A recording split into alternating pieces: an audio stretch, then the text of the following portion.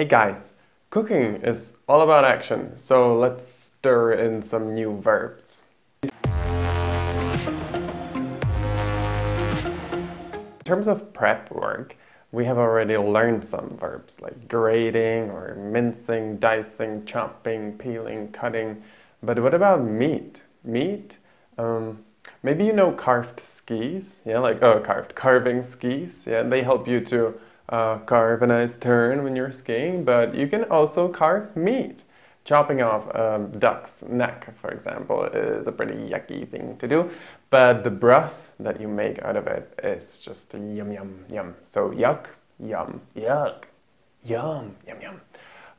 When you roast your turkey, for example, you mustn't forget to baste it, yeah? Basting is like, otherwise it won't be juicy at all, and it's gonna be dry and bleh. So your meat can also be broiled, yeah, in your oven. Broiling, it's different than roasting because the broiling is super hot and it's usually, like, the source of heat is usually above the meat, okay? Taky to klasické grilování v troubě, to nikdo nedělá.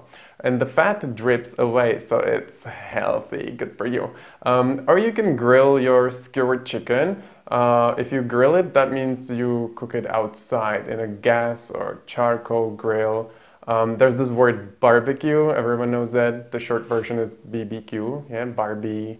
Aussies like to say Barbie, Aussies people in Australia. It's like the most typical Aussie thing to say, that throw another shrimp on the barbie, which no one ever says. I haven't heard anyone saying. So now the tricky verbs. If you saute your chicken strips or veggies, what is it? It means that you add them to like a really, really hot pan with a little bit of oil and you cook it until it's slightly browned, okay? If you use a large wok pan for the same thing, that's called stir frying, yeah? So stir fry or saute is pretty much a similar thing. Pan frying, however, that's different because you have this meat or whatever in one piece, yeah? It's not chopped, it's not diced or sliced or whatever, unlike stir frying, okay? So we got that one down. You can also deep fry your food, but you shouldn't because it ain't good for you. When you deep fry something, you really submerge it in like a ton of oil. Yum, yum. For example, the typical Czech fried cheese, right?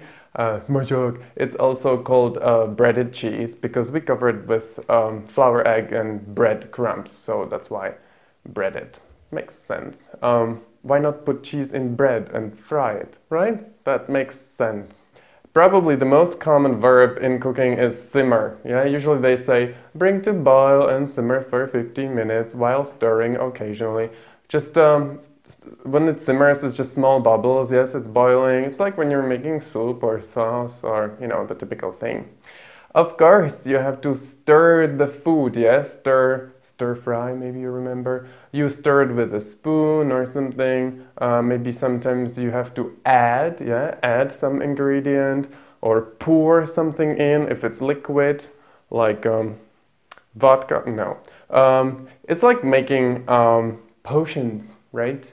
When you're a witch.